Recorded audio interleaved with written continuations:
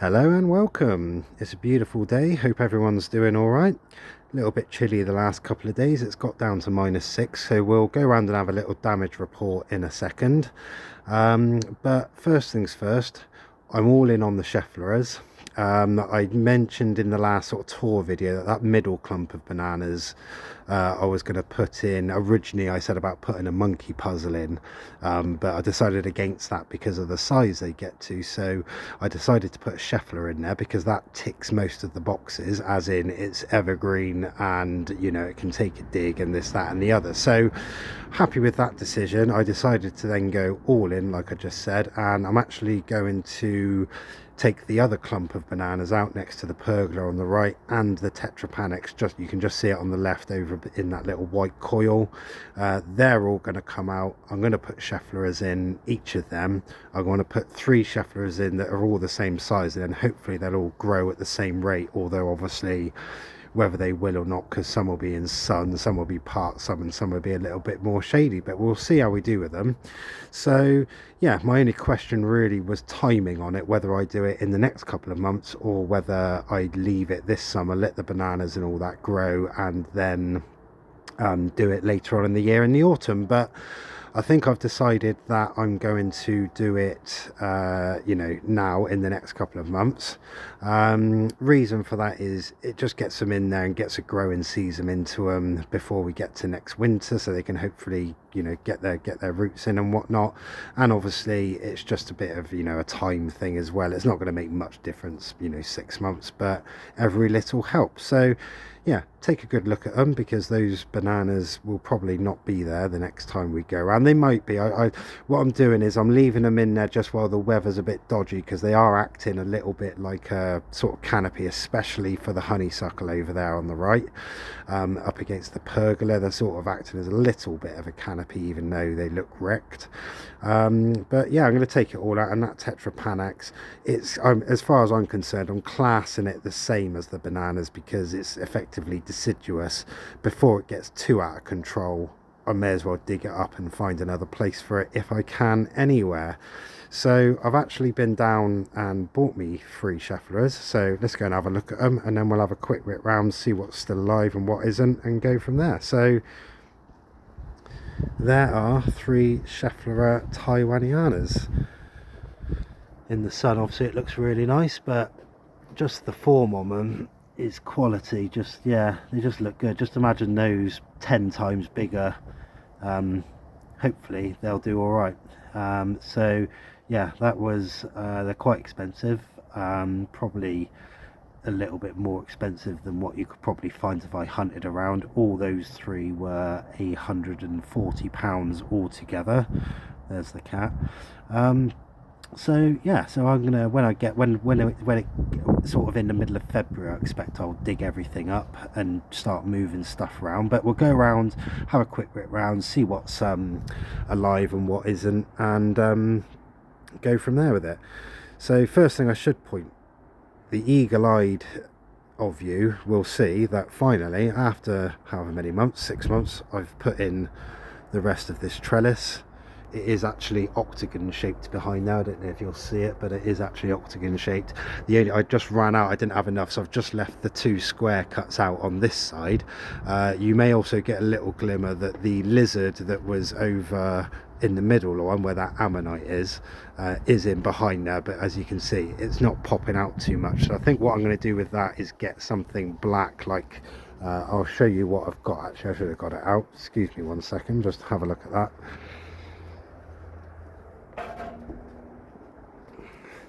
So this is the kind of garden art I was on about, like just made out of steel and all that. I think I'll get some more of those sort of things and dot them around in these, because the thing is, as you'll see with that ammonite and the lizard there, is that it's not really popping off.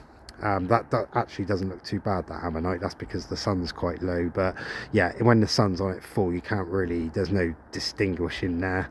So that will probably, the ammonite will probably go in the waterfall when I do that, just because it's a nice thing to have in there. And obviously it'll go in with all the rocks and all that, and then I'll fill these up with some sort of arty bits, or I might get some similar to the lizard that we can't see, but like dragonflies and things like that. So yeah, I'll dot some art in and around all of this lot when the time comes.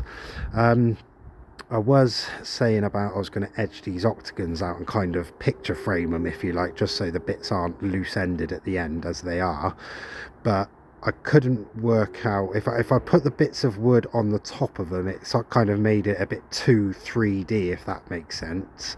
And then when I put it behind it, you know, I'm not ashamed to admit those 45s and everything are not an exact angle where I've cut the wood, so it shows that up too much. And then if I capped it on the end, if you like, I'd have to move all that wiring, which I can't be bothered to, basically, because once you start going down those rabbit holes of getting it all nicky picky, you never end. So yeah, I'm just going to leave it like that, see how stuff grows up against it, and then in future if I need to bang a few bits of wood on it or do something, I will do. But for now, so I'm not going to cap them. I've done the trellis in behind the bamboo, I just need a different bit of art for behind there. But I'll see how this grows out, and I'll probably, like I said, chop the bottom foot of leaves off it just to make all these ferns pop out a little bit. Speaking of these ferns, the Hypulpus punctata has finally died off. Huzzah, huzzah, huzzah. That means I can dig him up. I'm going to dig him up, split it, put it into 2 pots, which will then go up in the patio area, even though it's not a patio at the moment, but I'll chuck them up there once I've burnt all that pallet wood off. It'll take full sun, so it's just a fern that will grow in full sun and just soften the edges up there. Major report wise here, we had a -6 last night. You can see we're back to square one with the Nephrolopuses. They've all gone black again, so you can see that this one is actually quite really black. I mean, there's 1 or 2 green bits here and there, so when we have a look in a week's time or whatever, we'll be able to see how much of it bounces back, if it does, or if it doesn't, then you know, it is what it is. We'll have learned a lesson, which is you know, all you can do in life.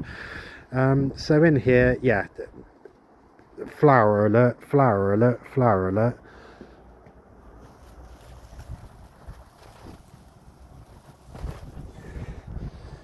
Camellias have started, so that's good. That should all bush out, but the trouble is we've got wind now for the next two weeks. Back to the wind and rain for 2 weeks now, so it'd be interesting to see if any of them get destroyed or taken off the flower wise. But again, this Nephrolopus blackened off as well. Stuff that hasn't blackened off though, surprisingly, is the honeysuckle still alive. Surprisingly, and the Lophosauria has kind of battered it off again. Yeah, great ferns. I did just ask the guy if he had any more of them. He said he didn't have any more for sale, but he might have towards the end of the year. So I think what that means is that he's got a few, but he's going to divide off them. So yeah, when it comes to these middle bed and the rest of them, I'm going to dig them up and I'll find some places for the other bits. But what I'll do is I won't put them in the ground, but these sort of pup things, you know, that I took off last year, if they survive, I've got a couple more elsewhere. Where the Kiliensis tourmentosa is, which is this little silver fern in the middle, and then where the gingers are, you can see them on the other side. Once the Scheffler is in and it grows right up, I'm going to put some tree ferns in there, some like nice big tree ferns. So what I'll do in the meantime, so that all the roots don't sort of get over and I'm chopping through roots, is I'll take those 2 out, and then I'll probably put some banana pups or maybe a bit of the canna or something in those 2 spots in pots, and then that'll leave me sink them into the ground, and then that'll leave me in my nice big hole, so when I'm ready for the tree ferns, the Scheffler and everything can grow around it, and then once I need to, I just pull the pots out and dump the bottom of the tree fern in there, and that'll do all right. But when it comes to sort of amending stuff, as I said on the last one, I'm going to amend a bit of this. That Nephrolopus is a bit too close to that Lophosauria, so I'm going to bump him across. The Aphenis, which is looking a bit straggly, I'll bump that across. The Lamatia is going to go in there, sort of central, and then in the corner we'll put a Clematis almandii, which will grow up over there. And this is my plan now. I've always been worried about getting the footprint of the garden done, if you like, as in what's going in the ground. The tree ferns I'm not particularly worried about because you buy them at the right height, but it just means once I've got stuff in the ground I can kind of forget about it and let it grow, and then by the time I've done everything, hopefully it'll all mature at the same time. So yeah, as I said on the last one, where that monkey puzzle is at the back against the fence, the monkey puzzle I'm going to keep in the pot and just have him up on the patio area where we are now. Tetrapanics, haven't decided what I'm going to do with that. It's annoying because it nearly died twice, so I've mollycoddled it through and it is alive, but I think if I'm going to do stuff I need to do it now, if you know what I mean, otherwise I'll be stuck with it. So yeah, so that canna that's all still dead there, that'll come out. Lamatia Ferruginea in behind there, and then half the canna where the monkey puzzle is up against that fence, so I get some good height just for this year, and we'll go from there. Otherwise, this Lophosauria took a little bit of a dig. This Emmy did as well. This was covered in frost this morning, seems to be okay though. We'll see how these fronds do. You can see some of them are green and a couple of them are black, so we'll see if it gets killed off or whatnot. Let's go around and have a quick look. Oh, what else we got? Blechnum chilense battered everything off nice and easy. That was covered in, I know it was a hard frost as well because all the fancier leaves had all proper drooped down this morning. You can see they've recovered now though. Here's the other Schefflera Taiwaniana.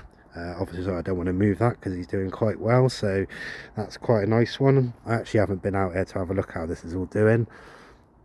Cyathea, you can see the new frond just here has bent over, so that was done last night, so another one bites the dust. Hopefully the crown's still all right though. This is the one that hasn't got a coil around it, so we'll see how that does, but it's protected by these two ferns here. You can see the Herrenhausen just battered everything off.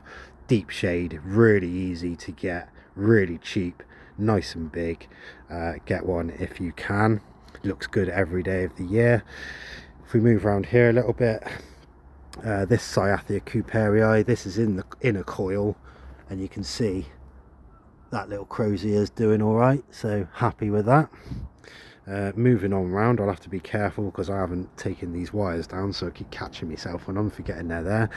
Dixonia has done exactly what I didn't want it to do, which is the frost has done the fronds in. That's really annoying because I wanted to keep them. I completely forgot about that, but hopefully it won't be too bad. They might bounce back, I doubt it, but yeah, we'll see.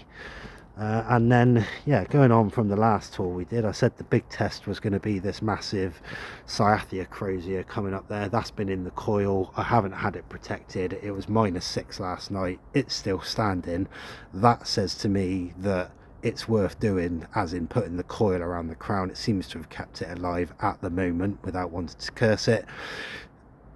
Whether that thing comes out and it looks proper, who knows? I guess we'll find out, you know, March, April, something like that, depending how long it takes to come out. So there's another one about to come up down there as well. So, you know, basically what it is that if it doesn't come out right and they're all mullered and, you know, nothing happens over the summer, then I know that doesn't work and I'll just rip that out and put something else in there. But we would have tried, which is all you can do sometimes. Otherwise all of this is looking all good at the moment. A lot of this is hardy. So yeah, just going on from the Pergola, if you haven't watched the last one, obviously there it is. The high levels of annoyance with the these two not being central to the fence posts, and again these two not being central to the octagon walkout, it has done my nutting too much, so I am actually going to move them. It's a bit of a pain in the ass because I've notched them out, but my theory is that if we think about it, you can see where you can't really see them, but obviously I've notched into the wood there. So if I'm just going to move them a little bit, then effectively, because the notches will be the same size, I can just cut the notch out of a foot to the left or wherever it's going to go, and then that little bit I take out, I can just silicone it in the existing one, so just to sort of hide it a little bit. But yeah, it's just one of those annoying things. Oh yeah, there you go, there's temperature sensor. What did it get to? Yeah, so -5.6, and that's here, you know, 2 meters off the house. So yeah, we've got 50-mile-an-hour winds, you know, forecast for next week. So basically pray for the pergola. Well, not necessarily the pergola, but pray for the roof on the pergola. We'll see how it does. I haven't had any rain yet either, so we'll see where this all leaks. I'll see if it starts leaking. I might do a little video while it's raining, so just to give everyone a good laugh. Yeah, so going forward, oh yeah, I didn't say actually, can you just see about the light? I did just pop it out there at the back, just against it. It's not obviously in the right place, but when I was talking about laboratory lights, that's what I was on about. The official term from is bulkheads. So yeah, I've got a lantern light as well. Everyone knows what they look like, so I haven't got that one out, but essentially in the panel that hasn't got the trellis on, I'm going to put them up there, rig it all up, and then see just what they look like. I quite like the idea of the laboratory ones because it kind of, you know, if you're thinking of you know, dinosaurs and Jurassic Age and a laboratory, you sort of think of Jurassic Park, don't you? So it kind of all ties in quite nicely. But the plus with the lanterns is that it's a lot easier to get solar lanterns, so if I want to dot any solar stuff around, I can tie it all in with that quite nicely. So yeah, we'll see. We'll get it up there, have a look what it looks like, and go from there with it really. But otherwise on my list is just to, yeah, prep. Once I'm pretty happy most of the frosts have gone, i.e. middle of February, just go around and tidy things up and dig stuff out ready for planting. And then just utility wise, all I want to do is over in this corner is all this rubbish that's running down. You can just see it's all like just loose and running around the back of that. I'll get some clips, run it all in against the house, take off that little bit that's up against the wall because the water butt's gone, and then just get that all married up, get rid of that outside tap that's over there, and put a new one in over this side under this window. And then yeah, that'll be good. I can start thinking about other stuff then, which will be long-term wise, will be the waterfall right at the back with using all those stones, which we'll get to when we get to it. Yeah, just rolling on really. So yeah, hope everyone's doing all right. Gonna have a good weekend. Hopefully the worst of the frost has gone, and hopefully some of these plants will survive that are a bit touch and go at the moment. But anyway, yeah, take a good look at the bananas. They may or may not be there the next time we have a look. Only one way to find out. See you next time. Ta-ra.